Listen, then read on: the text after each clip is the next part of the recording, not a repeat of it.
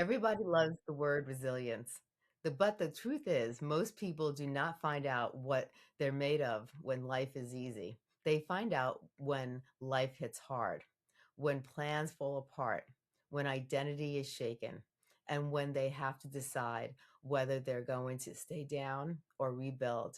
Today's guest is Dr. Scott Arias. He has an amazing story. His story is one of those stories that you instantly makes you rethink what's possible.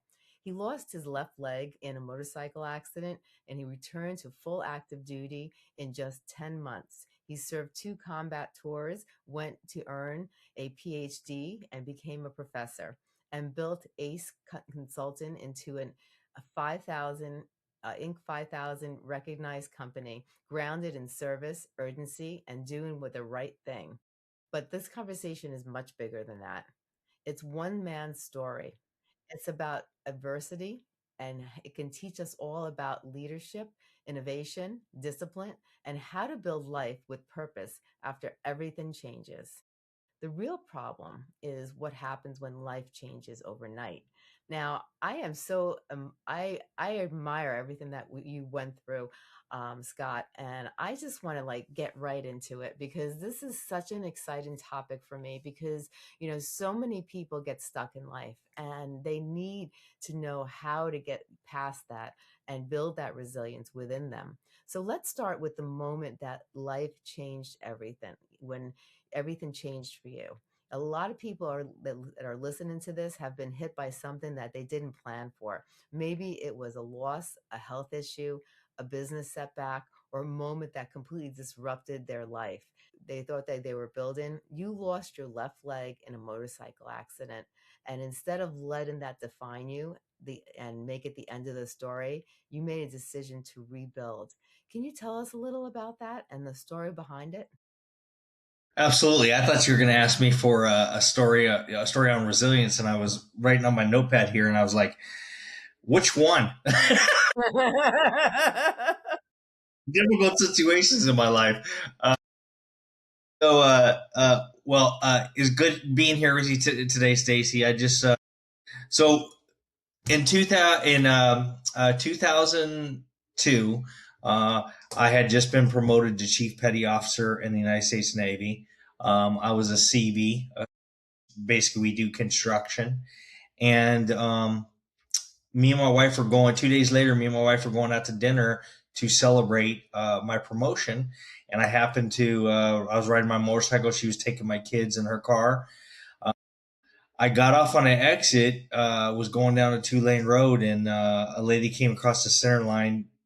She had the sun in her face and was talking on a cell phone, and she ran into me head on. I swerved to miss her, and my foot was on the peg of the motorcycle. It crushed the driver's side bumper of her car, and basically it threw me off the bike because she was doing 40, I was doing 40, and I laid there dying essentially, and happened that God sent somebody to me. He actually sent somebody who was formerly an army paramedic, and she prevented me from bleeding to death because she tried to tourniquet around my leg.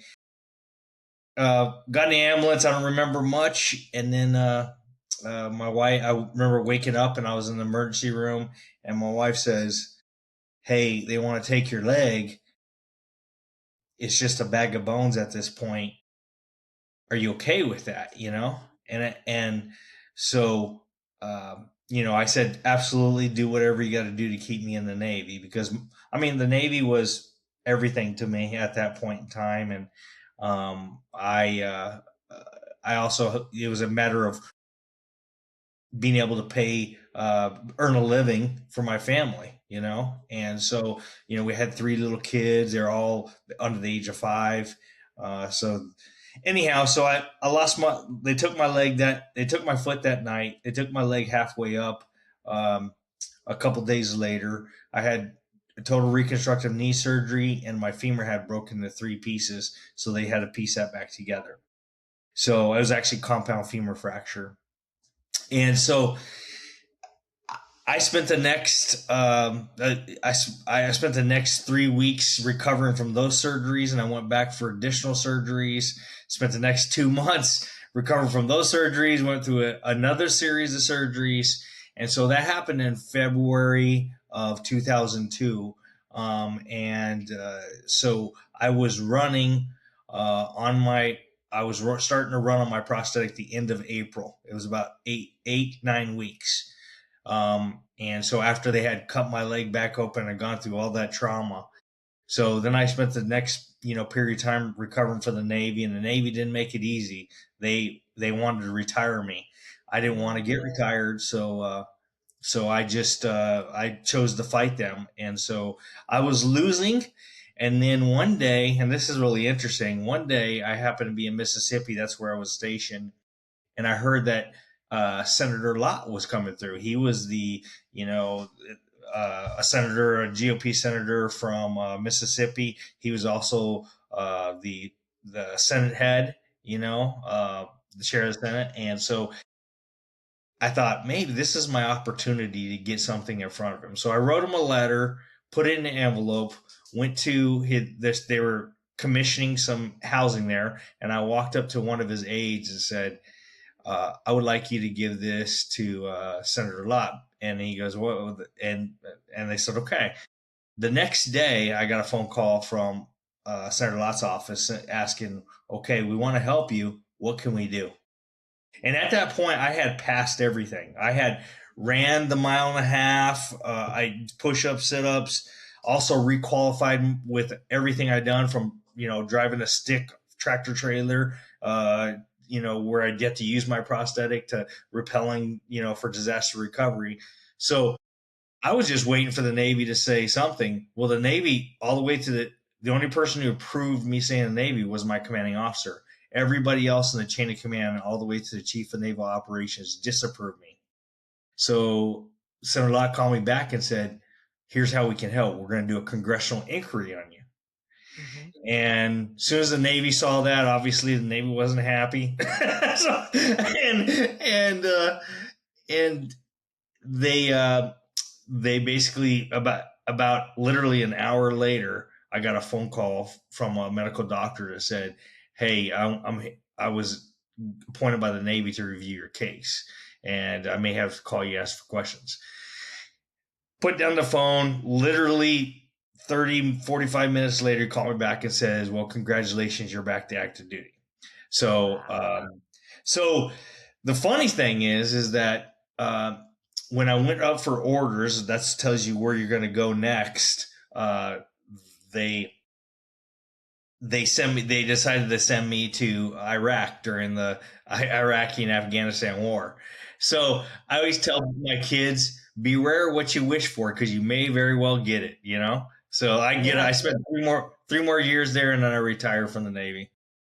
Wow. I'm so surprised that they actually were able to keep you in the Navy, because you always hear stories when people get hurt, they're unable to serve anymore, as unfair as that is. You hear that all the time, an accident occurred or they were injured in duty, and they end up having to retire, and you were able to beat that, and you were able to get the help you needed, so you could stay in the Navy. You had a goal and you were determined to make sure it happened.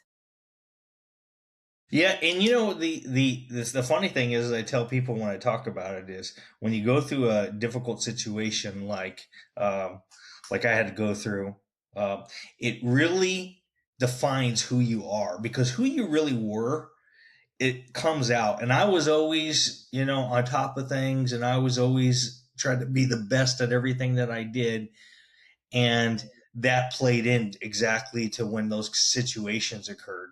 So um, I, resilience is a very important word, and for me it was just a matter of, this is not a really big deal, because for me, what choice did I have? Lay in a hospital bed for the rest of my life, Right. get be on crutches for the rest of my life, get out of the Navy, and take the little retirement and and live the rest of my life. And I wasn't satisfied with that. So Yeah. that's why I pursued something bigger that may have been impossible, because at the time it did look impossible. Wow. What did that experience teach you about what people get wrong about adversity? That's a great question. And when it people think it people most people want to quit when it gets really tough, you know. Mhm. Yeah. But I always say, and we're currently going through this. My wife came down with breast cancer twice, and we're going through the second. In fact, I'm taking her to radiation today. We're going through the second round of her having breast cancer. 10 years separated the two, and somebody asked me the other day, so how's it going? And I said, and this plays into what happened with me. And I said, when it looks the darkest, it's almost over. So, and so that, and it's so true. When it looks really, really tough, it really is almost over. And you just have to pursue through that and continue to, you know, do everything that you can do with what God's given you. You know, the other thing is I'd have to say is worry. We always worry. But it's a waste of time Yeah. because 90% of what we worry about never happens. That's so, true. so the best thing, I tell people all the time, the best thing you can do when you worry is write down the outcomes. And Right. if the outcomes, you know, at least you know what they are, Yeah. So rather than just thinking, well, this can happen and that can happen. So we always go worst case, we never Yeah. go best case. So it's important to kind of keep that in mind. When it gets dark, you're almost through. And so I can say that for me, my darkest point was when I was addicted to prescription pain medication. Um, I had lost my leg. I had gone through all the pain, gone through, 7 different surgeries. And then uh, on the other side of that, you think, oh my gosh, going through withdrawal from prescription narcotics, Yeah. is this ever going to get better? And I asked myself that question 100 different times, but God always came through, so I just keep that in mind.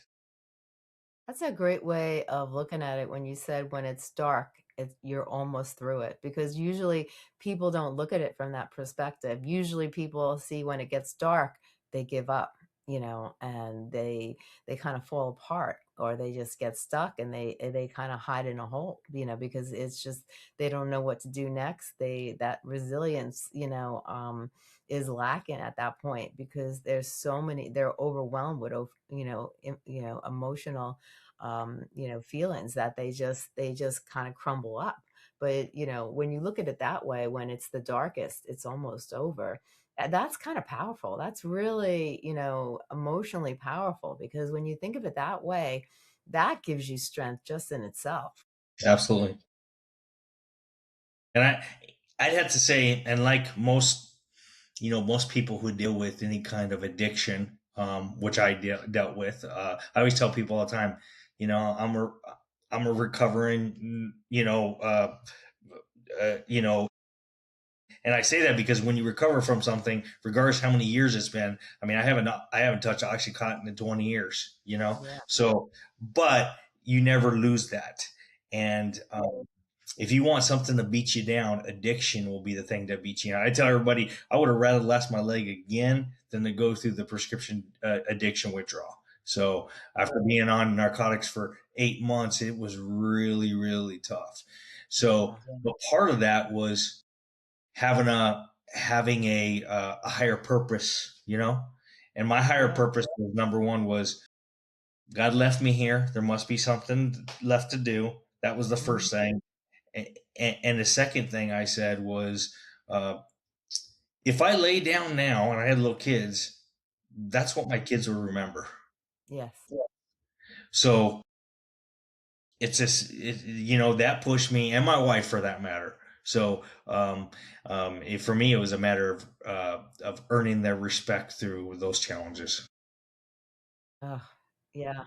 That's amazing. Was there a point where you realized that the real battle was not just physical, but mental and identity based? I tell people that's the worst part of it is because, you know, especially as a man, because you associate yourself with your job, you know, or, you know, anybody's career driven associated with job. And when that's taken from you, I mean, that's worse than any kind of physical ailment you could possibly have because it plays in your head 24/7. And I'm a worrier, you know. I've always had anxiety. I'm worried. People crack up there like, well, why do you worry? You don't mind taking risk. And then I was like, well, yeah, but that doesn't tell you what's inside. So what's inside Yeah. uh, is the fear and all the stuff. I'm just good at keeping it inside, and I'm also, you know, it's kind of like when you jump off a building or you repel or you do something scary. You have to make a decision. Yeah. You know, my kids, we go boating every year. My kids jump from cliffs. You know, and when you make that commitment, you know, I mean, there's only one choice: is take the step. So Yeah. it's, you know, when you make the commitment to walk up there, you just gotta take the step and put your fear aside. You know, I seen the Marine Corps once had a Right. shirt that Marine Corps recruiter gave me that said, what did it say? It said fear is the only thing that holds you back. And I thought to myself, there you go, it's right there. Most people are Yep. controlled by fear, Right. and Hmm. if you decide you're not going to be controlled by fear, and that's never been the issue for me. If I do something scary to me, I Yeah. will just do it because, I'm not saying stupid. There's a difference between stupid and crazy. Yeah, stupid, crazy, and you know. But if there's Sure. something that I gotta do, I can push myself through that because I know regardless of what happens, uh, you know, for me, I'm going to heaven, and regardless of what happens, I've lived a good life and I've lived a good legacy for my family. I hate to use the word legacy because that tends to think I'm somebody important because I'm not, you know. But you know, I'm one of these guys that sit in my office and don't really look for pats on the back, and I've never been very good at taking uh, congratulations or anything like that. So, You're humble. well, that's what my leader said, and that's Jesus Christ, the most humble guy in the world. I was watching that show, The Choice. Have you seen it? Or not? Is it a Choice? It's a Rejoice. It's a or The Chosen. That's what it is. Oh, okay. Mhm. Yeah, and it's really powerful because context is so important. Yes, that's so true. What do what do people need to understand about the difference between feeling defeated and actually being defeated? Well, I would say feeling defeated and actually being defeated happen at two separate times. Feeling like you're defeated always comes before you're actually defeated. So that's why I talk about, you know, walking through the tunnel and seeing the light at the end and realizing I'm not that far. And anybody who's run or done anything physical challenging, you know what it is. It's one foot and step in front of the other. And I mean, that's kind of funny because I lost my leg, but it's the truth. It's about putting one foot in front of the other and pushing yourself through the pain and the difficulties because they're going to come. It's not like you have a difficult situation. I mean, it's not like something like this happens and everything's going to be hunky dory. I mean, you got to prepare yourself to go to battle, and um, and you also got to realize is that it's when you're ready to move past that or when you're able, you're probably at your most humble state. And That's humble. And when I say humble, it's you respect the situation, you respect what has happened, and you generate humility from that. Right. Now, one of the reasons your story is so compelling is because you didn't stop at survival. You returned to active duty, you served combat tours, and then later you earned a PhD. You became a professor and a built-in, you built a high-level company. That's not just resilience, that's renovation at its highest level. When someone's life has been disrupted, how do they begin rebuilding without getting trapped in self-pity, fear, or excuses? Well, you mentioned something that I talk all the time when I talk to young people, and I say young people because now I'm old people. But the concept of paradigm, right? Mhm. So my life has been filled with nothing but paradigm breaking. I was a lot of people don't know the long history behind it, but it started growing up poor. It went from growing and my parents did a good job of trying to provide for us, but it was during the 80s, and tough times were tough. And my dad came to this country with nothing. He owned a janitorial business. My mom worked with him, so they were worked every night. So we were poor, but they always made sure that we were always fed and had the basic essentials. And um, however, coming out of poverty, you don't have the kind of opportunities other people have. And my best Right. friend was actually uh, the grandson of the former governor of New Mexico.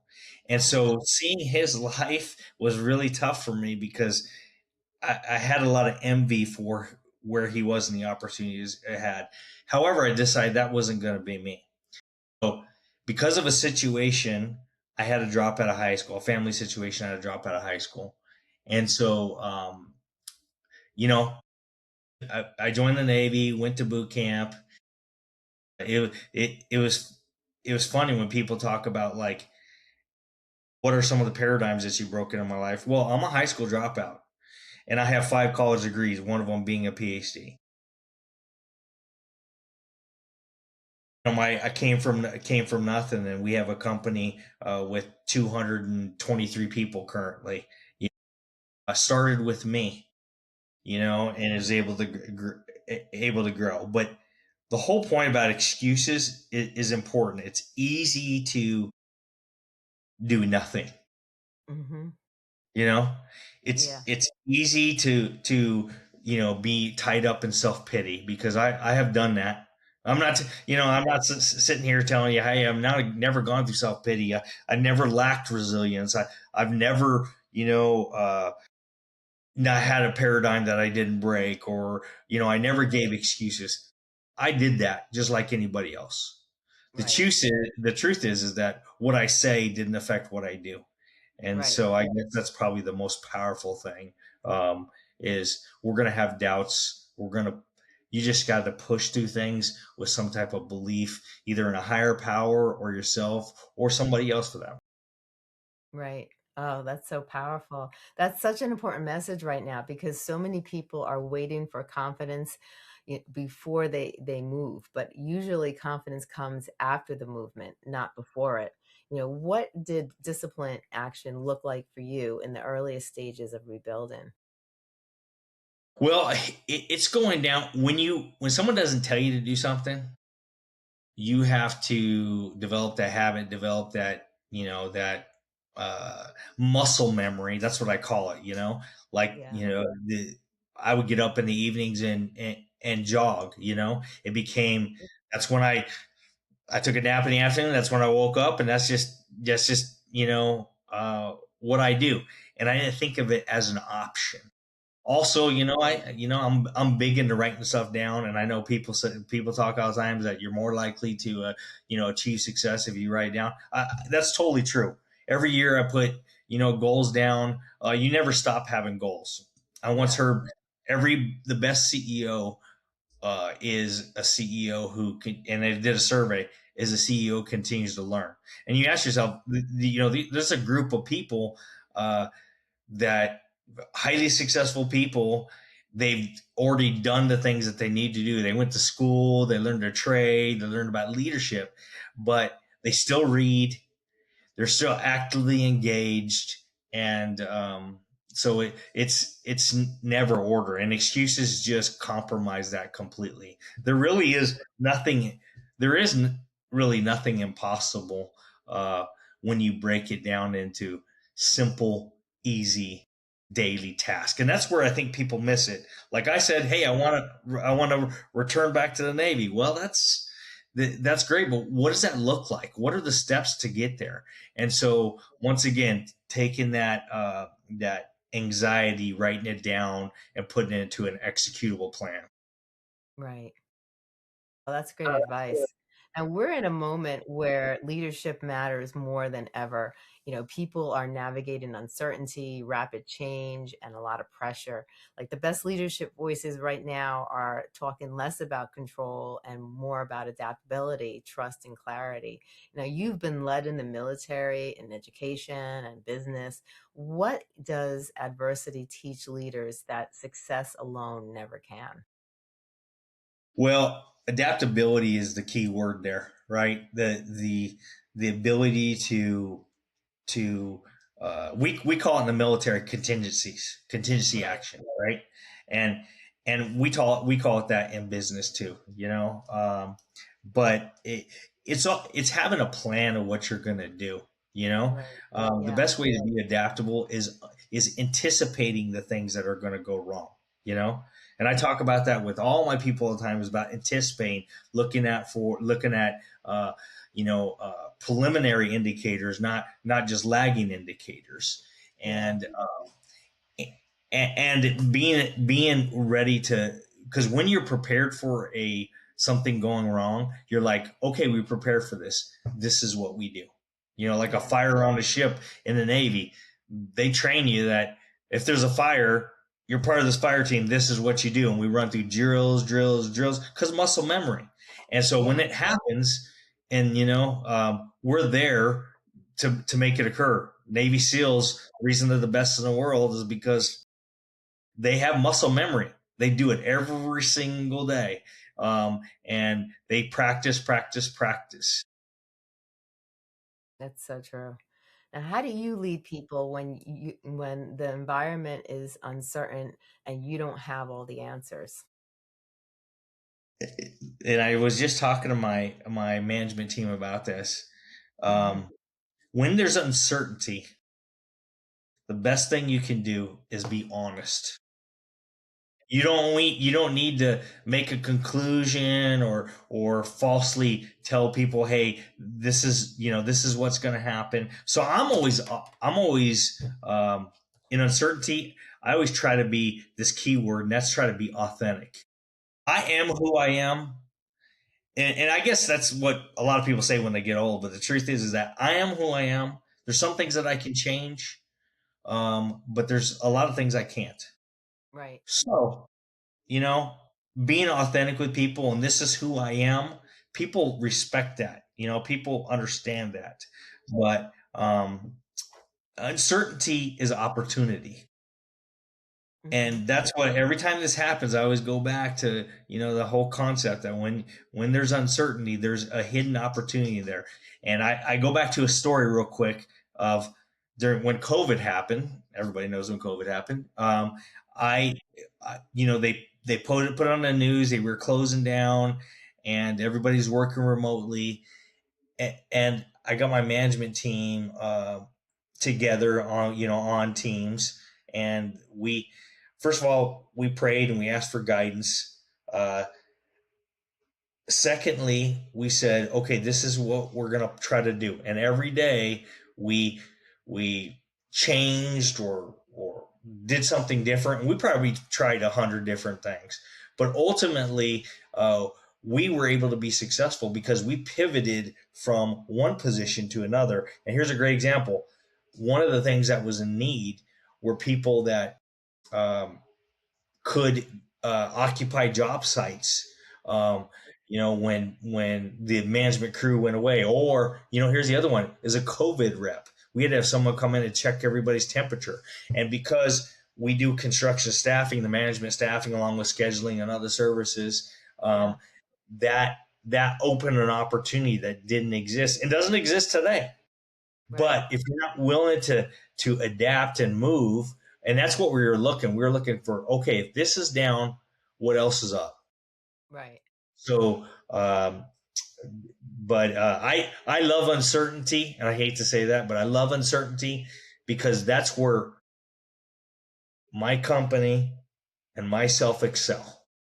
Right. Because I just prepare. Preparation, preparation, preparation. Uh, Dana Perino, which is the former Bush's former, uh, I guess, representative, she says all the time she wants to be the most read in every single room. And I thought to myself, that's 100% true. If you're the most read, information is power. You will be successful. Yeah. That's so true. That's so true. Now, what builds trust in a team during hard times?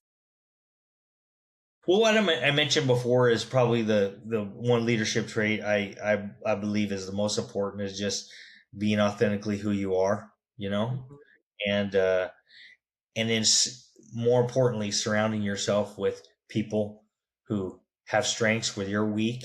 You know, Yeah. one of the things Mhm. I'm weak. I'm very direct and very aggressive about how I go about things. Well, my I just moved to the chairman of the company, chairman of the board. So my new CEO, which I've worked with him for the last 16 years, Wow. he's a very different person than I am.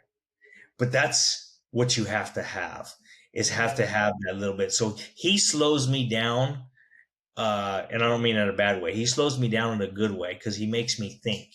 He knows that if I take something to him, I'm looking for guidance on maybe slowing it down a little bit or whatever. And having those people in your life is extremely important.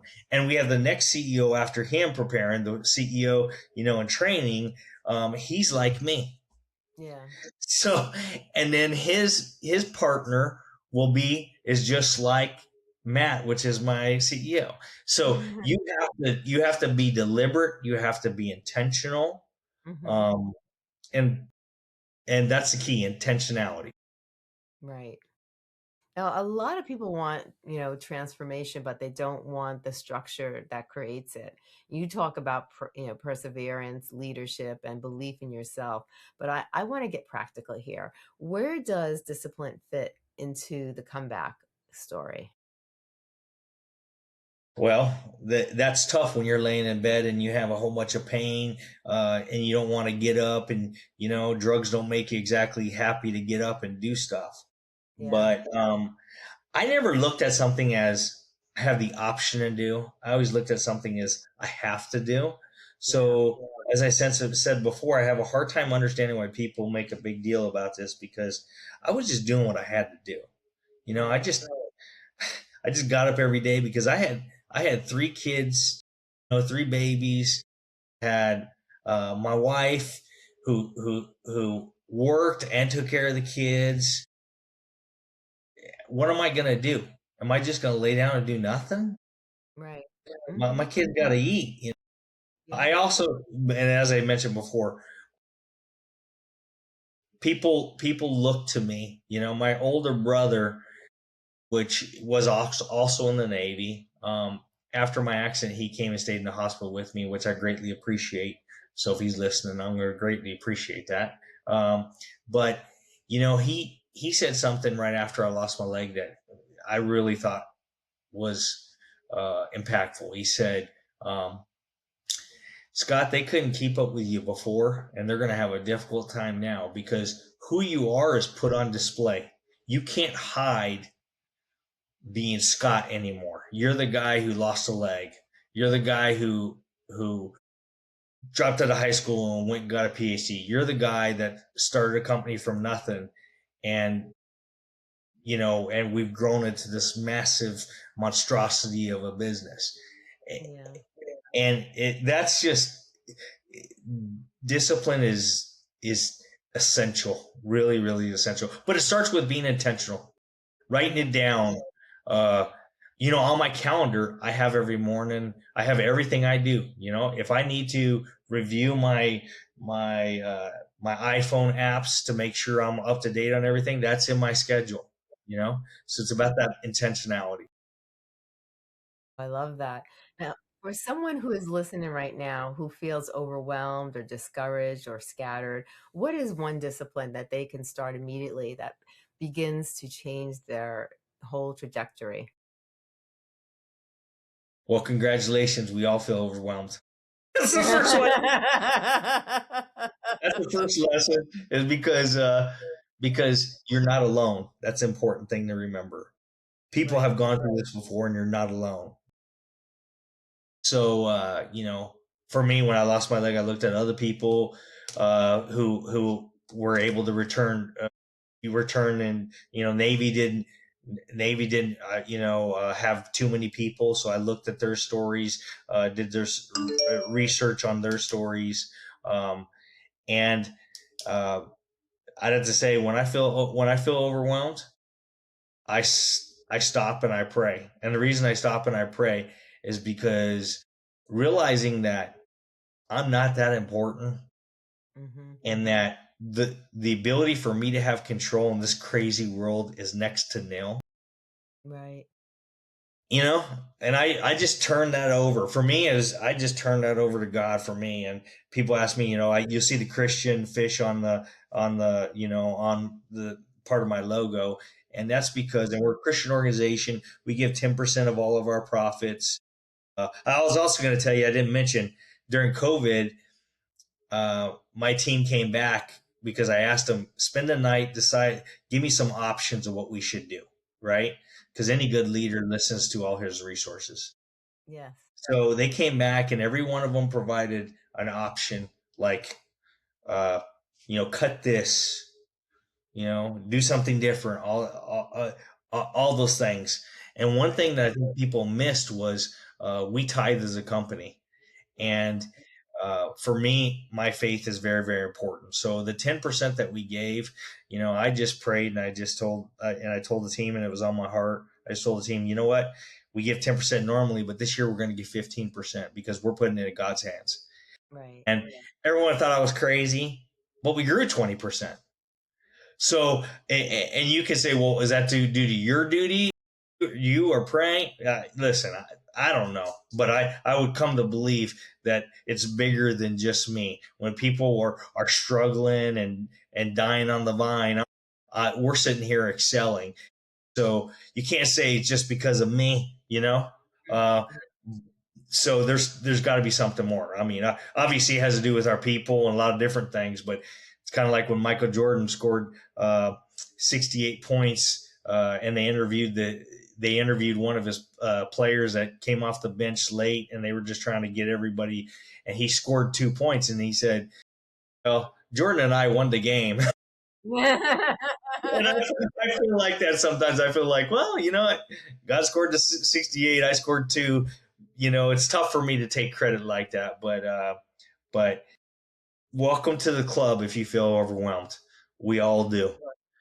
Best thing you can do is quell that overwhelming feeling by stopping, thinking, concentrating, and put your faith in the fact that you're not alone. Right. Oh, so true. So true. Now, how do you keep going on when days and motivation are completely gone? Well, my kids are grown. Um, I'm fortunate enough to have most of the things I want, you know, Mhm. um, Yeah. and so you get to that point where you're like, okay, well, what's next? So what are you gonna do next? And me personally, I think I just think love God, love people. So that's what I do every single day, and I don't know if that really answered your question. I mean Yeah. that's that's really where I put so I try to be good to people. I try to be more than fair. If anybody who knows me, they'll say that, and I say this humbly, but me and my wife are very, very uh, giving people. We believe in uh, uh, you know, picking people up and giving them a fishing rod so that they can move in the future and catch fish and not just the fish. Because Yeah. I'm a firm believer in that. I want to give somebody the tool that they can use to be successful. So Right. Oh, I love that.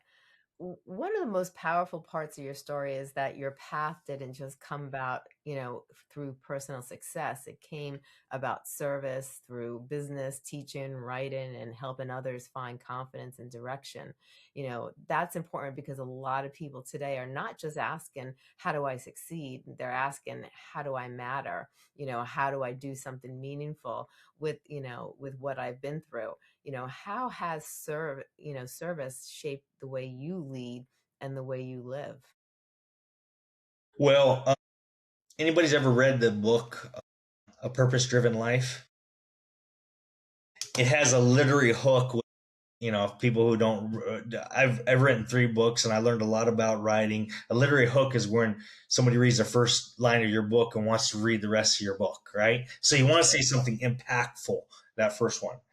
And Rick Warren said this, his very first line of his book. He said, "It's not about you." 3 little words.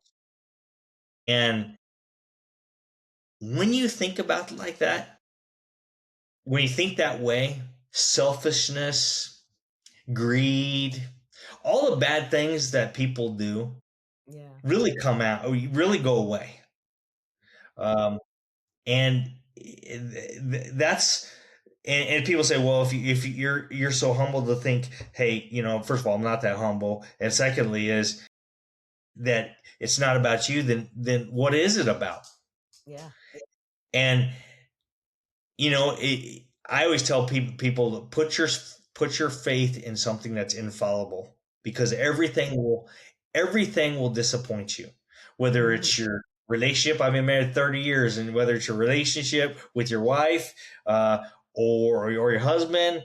um, Nothing is permanent. Money comes and goes, things can be taken away from you, so you have to find your foundation on something that's infallible. And for me, it's my faith. And everything springs from that. I always tell people I'm not that great a person. I just am very, very faithful to God, and I try to be faithful to God, I should say. And uh, I told my mother-in-law the other day, I'm okay with being an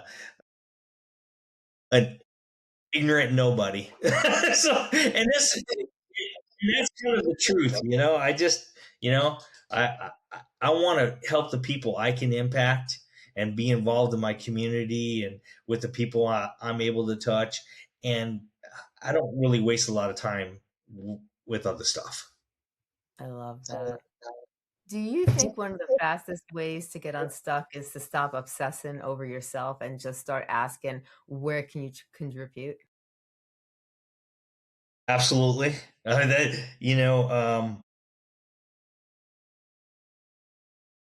That's a tough one.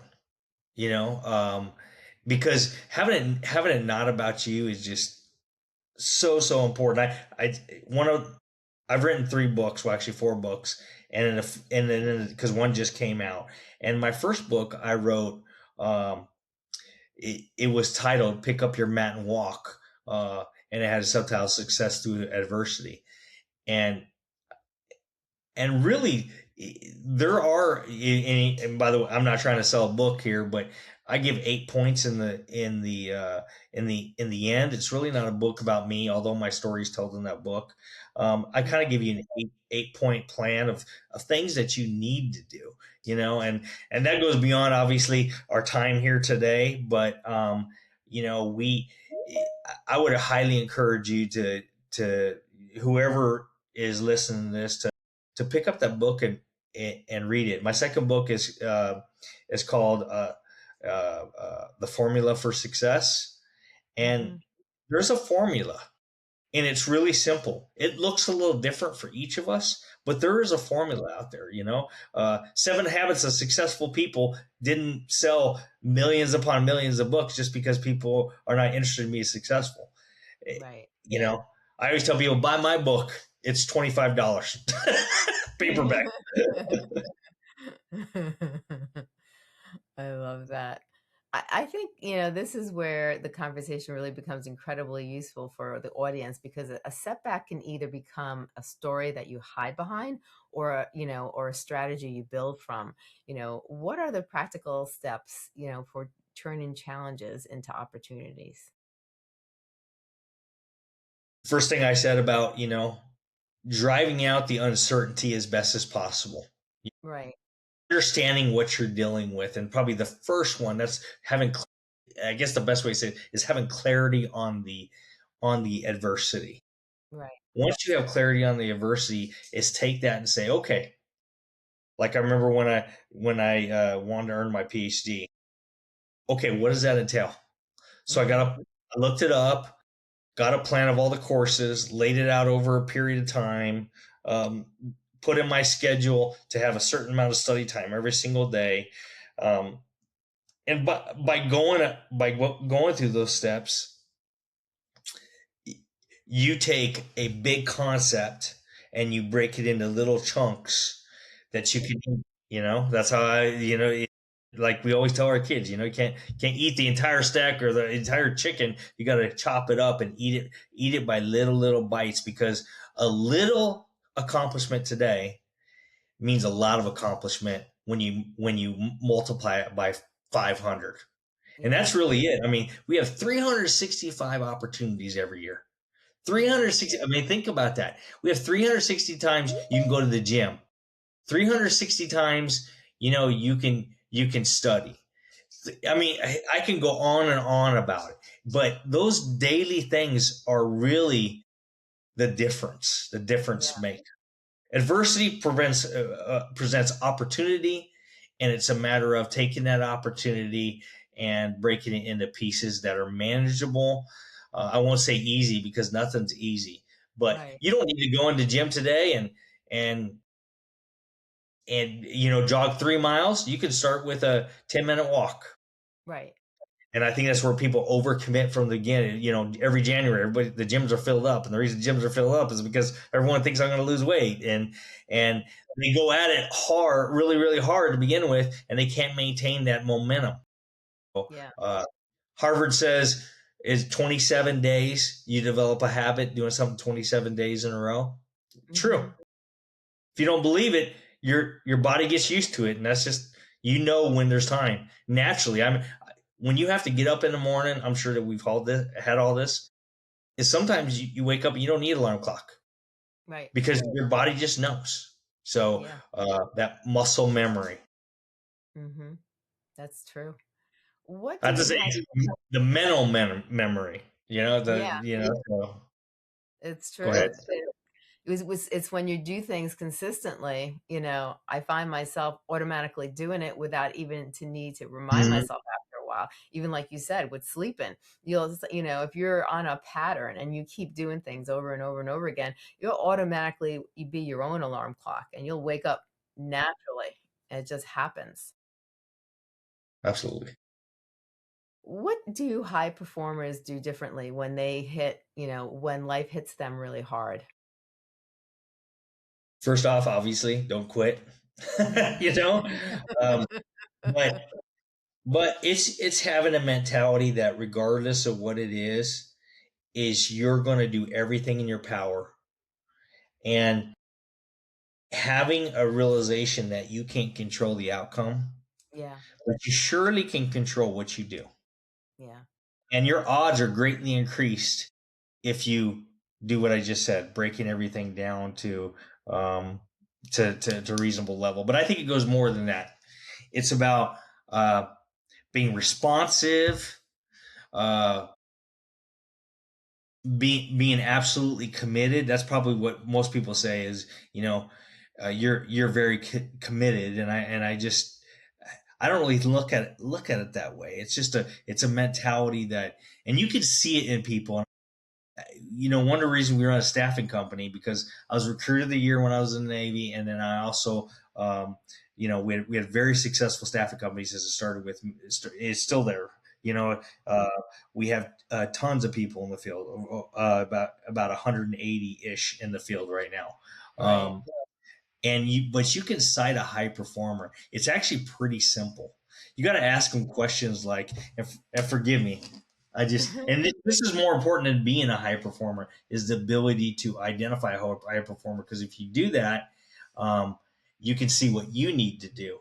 And so Right. I have, when I do interviews, I have a list of questions that I give, and and one of them is, I remember it says, "Are you unoffendable?" You know, and that's important because you need to not use as an excuse. I Right. think if you're offendable, that's your excuse. I asked them in a speed round. What do you? Here's the questions. I got my speed round is this. I always end this in the interview with this. I always say, uh, choose one, because you can tell a lot about how people are. And I said, dog or cat, blue or red, ocean or mountain, cars or trucks, country or rap, chicken or egg. You know, by doing those things, you get an idea for where this person is at. And what I see is that if someone really um, anguishes over the answer, and Hmm. is not more aggressive about it. Probably depending on the position, probably not the most aggressive person. I need to be much more. Also, in the Navy, we always called about a DBM. A DBM stands for the dominant buying motive. So, what's Okay. the reason that people do what they do? Right. It's different for me than it is for you, you know. Right. But everybody's definition of success is different. It's kind of like the difference between rich and wealthy. Hmm. Rich means you have a lot of things, money, cars, houses, that kind of thing. Hmm. Wealthy means that you you are grateful for what you have, Hmm. but you're satisfied in a way where doesn't take away your motivation. And Right. I should say you're content to a point. When people use the word content, sometimes people think, well, if you're content, that's a bad thing. No, it's not. You know, Right. contentment can be a very, very positive thing. Yeah. That doesn't mean stay where you're at, Right. but it's an appreciation for what you have. Right. I like that. Now, what mindset shift changes everything? Uh, that I'm not all that good, that I may not feel like I need to be in the room, you know, have a little inferiority complex, because a lot of times I sit in a room with people. Um, one of the guys who became a friend of mine, he went to Notre Dame, has a master's degree from Notre Dame. Uh, and not to downgrade my degree, but I didn't go to Notre Dame, and I didn't go to Ivy League school. I went to a good school, but not an Ivy League school. Um, Understanding that once you talk to them and you break down that barrier, you realize, gosh, this person is no smarter, better looking, you know, uh, more savvy, no better. When I became recruiter of the year, I remember I walked with the previous recruiter of the year down the street, and he was talking on MSU's Michigan State University's campus. And when we were walking, he stopped a few people. He was talking to them, and as I was listening to him, I realized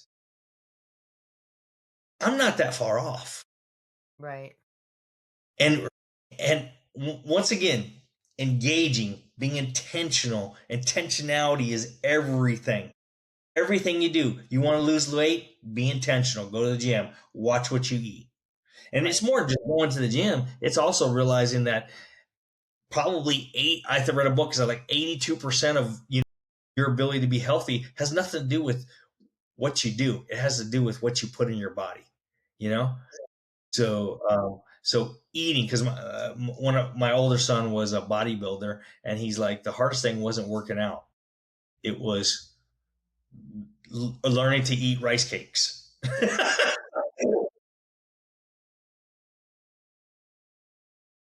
Oh, that's funny. There are people listening right now, especially leaders, men, veterans, and high responsibility individuals who have been conditioned to stay strong and keep moving and never show weakness. What do those people need to hear?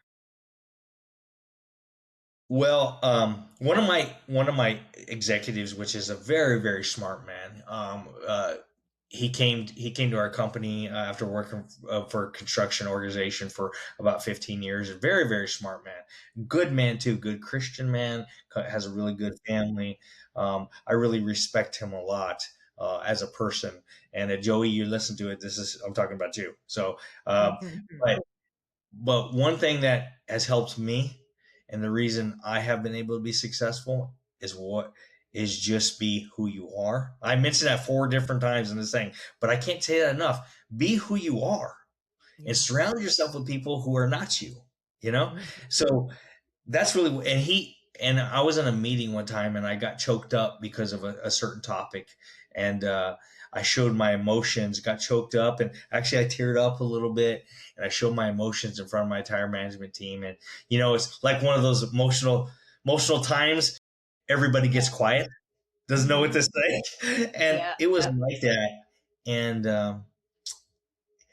after, when we were going around the room, and I give everybody an opportunity at the end of every single meeting to have an opportunity to say something or give their viewpoint, and we went around the room, and I came to Joey and this gentleman, and he he said, "You know what inspires me is the fact that you are who you are and you're not afraid to show who you are."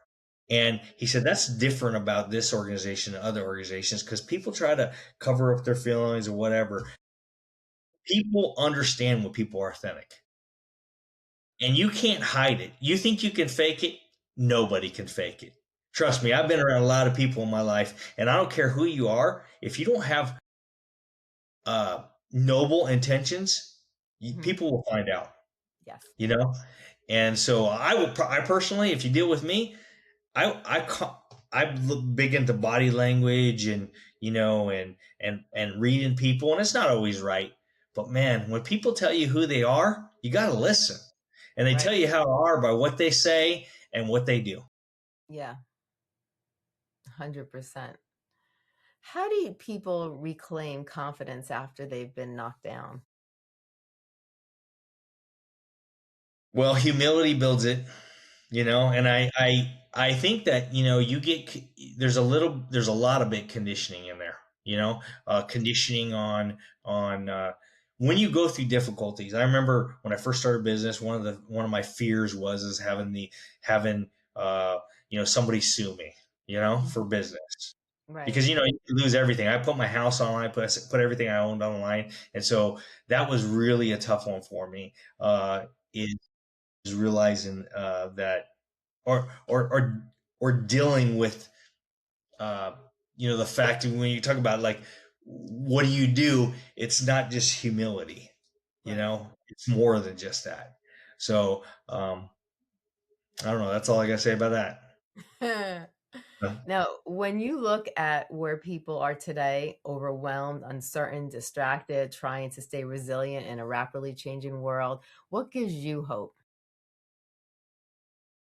That my Lord and Savior gave his own one and only son to pay the price for my sins. That's number one.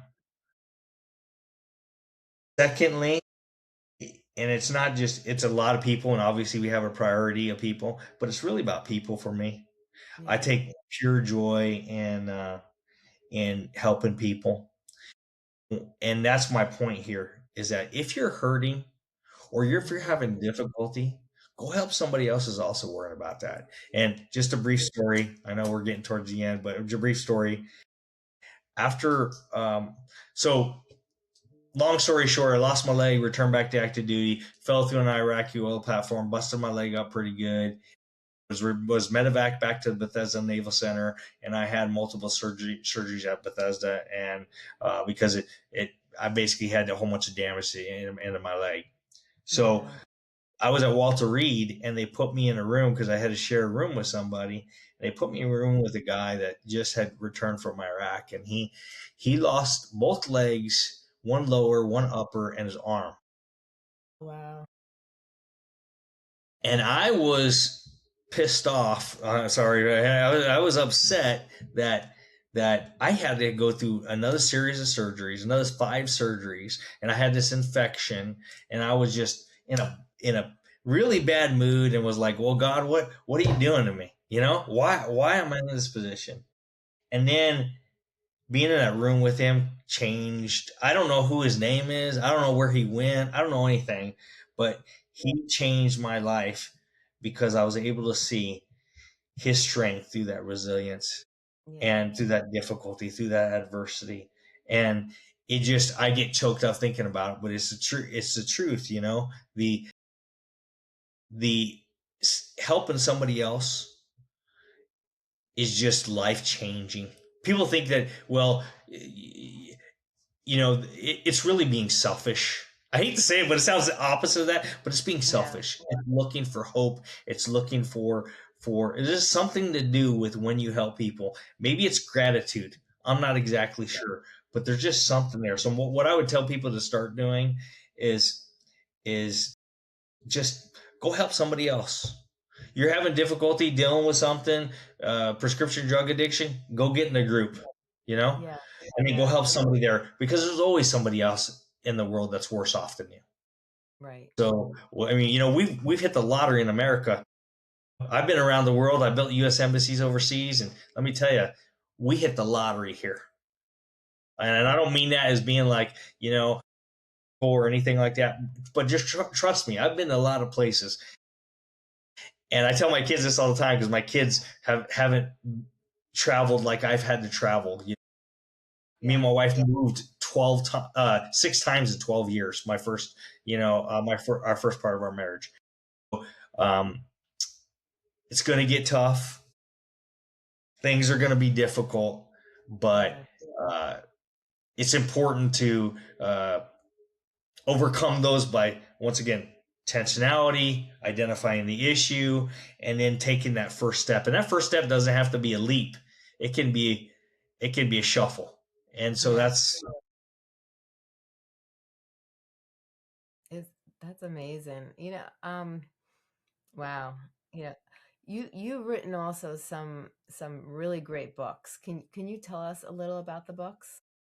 So I have actually 4 books. The first one was, as I mentioned, Success Through Adversity, and it's actually called Pick Up Your Mat and Walk because it's based on Mark 2:11, where he, a man that was brought to Jesus that couldn't walk, very Right. similar, obviously, and Yeah. and through his faith he was healed, not by. So the second book I wrote was A Formula for Success. Very small paperback, both of them. And then I co-authored 2 of the books, and one of them, the most recent, was a book on construction project management. So more driven, not by this, but by what I do for a living. I love that. And where can people find your books? If you type my name in Amazon, it'll come up. All those books will come up, and if you can't, I have a LinkedIn profile. I have an email. Email me. I'll be more than happy to point you in the right direction. I love that. Now, where can people find you? Well, LinkedIn is the best one, but my email address is SARIAS@TACEG.net. You can email me. I always check my email. I'm not much of a social media guy. I have a LinkedIn account, but best thing is you can get on my LinkedIn account. It has all my information. That's the best way to contact me, or just look up Ace Consulting. That's my company, and you'll see that. Can you tell everybody a little about your company and the services you provide?